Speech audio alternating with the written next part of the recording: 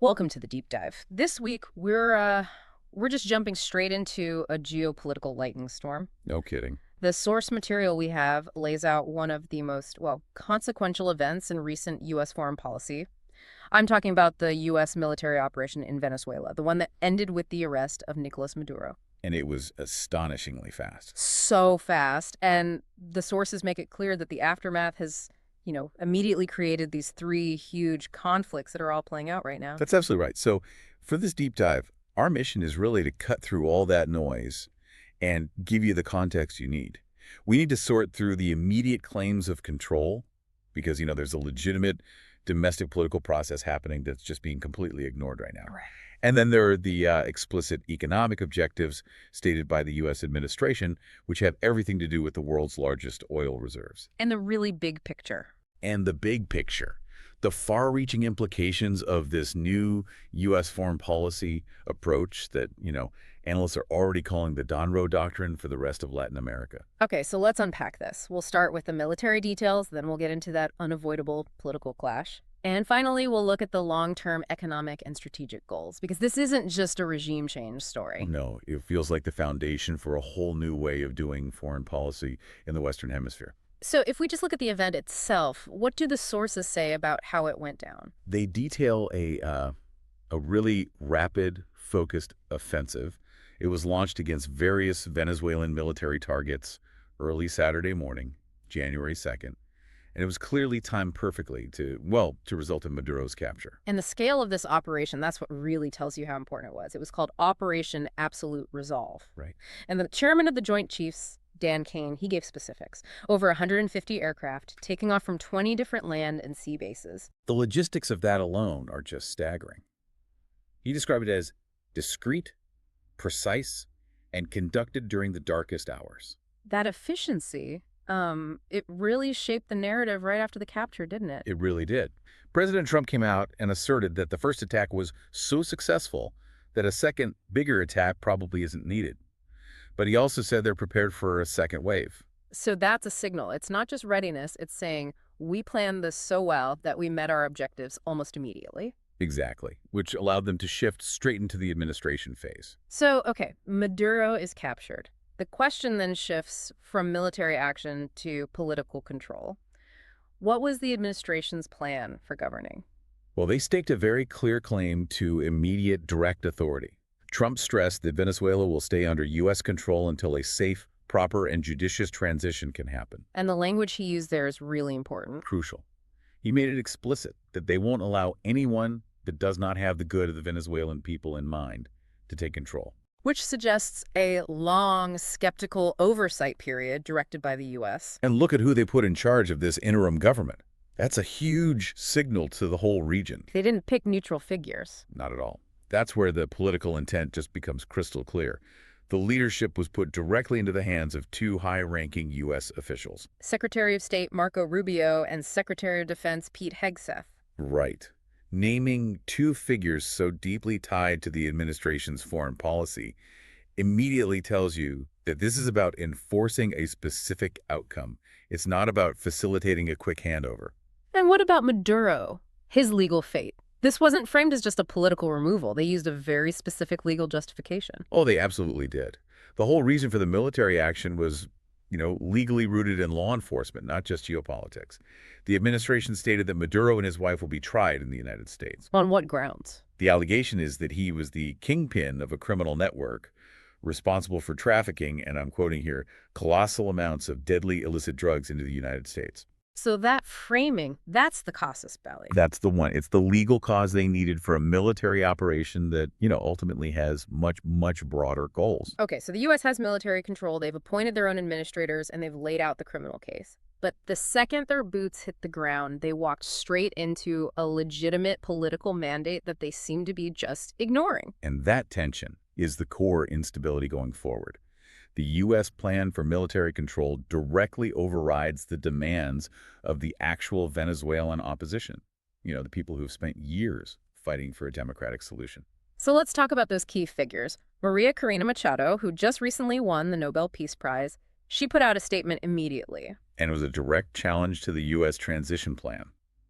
Machado stated, unequivocally, that the opposition figure, Edmundo González Urrutia, The man who was elected as the legitimate president back on July 28, 2024, according to the sources. exactly. She said he must immediately assume the presidency. She demanded he be recognized as commander-in-chief by the armed forces. So for the Democratic opposition, the path is clear. Maduro's gone, so the legitimate election result needs to be enforced now. Right. And González Urrutia himself echoed this. He republished her statement and then made a direct appeal to the Venezuelan people. Saying they are ready for the great operation of reconstruction of our nation. And this is where you see the fundamental clash. Yeah. I mean, you have the U.S. saying they'll run the country until they decide it's safe. Versus a recognized, domestically elected opposition asserting their right to govern. The consequence of this is just massive. If the U.S. bypasses an elected opposition figure to install its own people, it sets this powerful precedent What's the precedent? that external strategic goals can just override domestic democracy. Yeah. It kind of transforms the U.S. from liberator to new occupier, at least in the eyes of some. So that political clock is ticking. Fast. Demanding the U.S. clarify if and when it plans to hand over control. So the legal justification was drugs. The immediate result is this political friction. But now we have to shift to the real engine of this whole thing, the massive economic motivation that President Trump made completely explicit. Right. It wasn't just about security or drugs. It was about assets and payback. He announced a plan to rebuild the Venezuelan oil infrastructure and, in his words, recover the oil that was stolen from the United States several decades ago. Yeah, that word stolen is key. Yeah. To understand that claim, we have to look back a bit. The sources refer to when Venezuela unilaterally seized and sold American oil, American assets, and American platforms, costing us billions and billions of dollars. And that seizure is what we call expropriation. Can you just break that down for the listener? Because that term is critical here. Sure. Expropriation is, well, it's essentially the seizure of privately owned assets by a government, often without fair compensation. And starting around 2007 under Hugo Chavez, a lot of foreign companies, especially in the energy and oil sectors, were nationalized. So the U.S. administration is now claiming that because that government was, in their view, criminal, they have the right to step in and reclaim those assets. Or at least force their return to U.S.-aligned corporations. The stakes here are just immense. I mean, we're talking about Venezuela having the world's largest crude oil reserves. Over 300 billion barrels still in the ground. It's a literal resource powerhouse. But there's a reality check here, right? A huge one. The potential is massive, but the infrastructure is completely broken. A lot of that oil is heavy and extra heavy crude. It's technically complex and really expensive to get it out of the ground. Which is why their production has just plummeted. Exactly. Down to about 1 million barrels a day from a peak of nearly 3.5 million. They need huge amounts of capital and expertise to unlock that potential. And that explains the final piece of the administration's plan, bringing in U.S. corporations. Yes. The plan, as they detailed it, is for U.S. oil companies, which they called the biggest anywhere in the world, to spend billions of dollars, fix the badly broken infrastructure, and start making money for the country. So the economic goal is both reclaiming assets and ensuring future profits tied directly to U.S. business interests. This whole transition from the drug justification to the oil objective. Yeah. It really only makes sense when you look at it through the lens of this new foreign policy strategy. And Venezuela is clearly the first test case. It has to be. We need to step back and look at the formal doctrine that frames this whole intervention. They've revived and sort of reframed the 1823 Monroe Doctrine. Exactly. The original doctrine was simple. America for the Americans. It was designed to keep European powers from colonizing. So if the original was like a fence to keep Europe out, is this new Donroe Doctrine more like a bulldozer, designed to ensure U.S. economic access and security control across the entire continent? That's a really good way to put it. The new approach, it's all laid out in the national security strategy, and it is entirely focused on ensuring U.S. preeminence. The stated goal is to restore U.S. preeminence in the Western Hemisphere as a condition for U.S. security and prosperity. It literally says the U.S. must be preeminent. And here's where it gets really strategic. The threat they're targeting isn't just old enemies, it's these non-hemispheric competitors. They specifically name China and Russia. And the concern is twofold. One is preventing rivals from positioning forces or other threatening capabilities. The other, and this is more relevant to the oil situation, is preventing them from being able to own or control strategically vital assets in our hemisphere. And Venezuela, with all its oil and its recent ties to Russian and Chinese money, was the logical first place to apply this doctrine. And it's not just rhetoric. It outlines very concrete military objectives for Latin America. Such as Things like readjusting military presence for urgent threats, increasing Navy and Coast Guard deployments, expanding access to strategic locations. and using military force, including lethal force, to secure the border and take on the cartels. It covers everything, which is why that analysis from the journalist Laws Millerrais is so sharp. What does she say? She said that Venezuela has become the laboratory for the new U.S. security strategy, and that strategy is fundamentally centered on U.S. economic control. So the whole operation was really just the doctrine's public debut. And this successful operation, combined with the official declaration of the Donroe Doctrine, has predictably intensified a lot of concern among regional analysts. They're worried this approach is going to extend to other nations. Oh, definitely. Using military action and economic threats to secure U.S. interests, that's the new playbook. And the administration has done absolutely nothing to calm those fears. Let's look at the warnings to Mexico. They came almost immediately after Maduro's capture, didn't they? They did. And even while claiming the Venezuela offensive wasn't a direct message to Mexico, the administration insisted that strong measures were needed against the cartels. The language used was not very diplomatic. No, it crossed a line.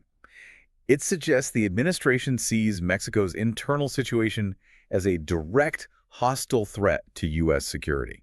Trump said measures were needed because, in his opinion, she's not running Mexico, the cartels are running Mexico. And then said something is going to have to be done with Mexico because of drug deaths in the U.S. Yeah, he estimated those deaths at 300,000 people. I mean, that directly links the security mandate of this new doctrine to the sovereignty of its biggest southern neighbor. And the warning to Colombia's president, Gustavo Petro, who had criticized the U.S. actions, that was even more stark, maybe even personal. It was a very pointed, very direct threat. Trump's direct quote about Petro was, he's making cocaine and they're sending it into the United States, so he does have to watch his ass. Wow. I mean, that shows a willingness to use the language of immediate threat against any leader in the region who opposes this new strategy. So the doctrine is clearly meant to compel compliance across the entire hemisphere. Yeah, question. Okay, let's wrap up this deep dive into what is, clearly a defining moment. We've connected the threads: the rapid military seizure of power by the U.S. and Venezuela, the counterclaim by the democratically elected opposition. Huge economic stakes around the world's largest oil reserves. And finally, the formalization of this far-reaching Donroe Doctrine that aims to secure U.S. preeminence across the hemisphere. And the stated goals of this new security strategy are so comprehensive. Securing strategic assets, neutralizing cartels, controlling migration. So given how expansive the Donroe Doctrine is, and given the explicit warnings delivered to the leaders of Mexico and Colombia, the provocative thought for you to consider is this. How broadly will the administration define strategically vital assets beyond just oil and drug routes? And, based on the criteria they've just laid out, how will they determine which country in the Western Hemisphere presents the next urgent threat that justifies military or economic intervention under this new policy?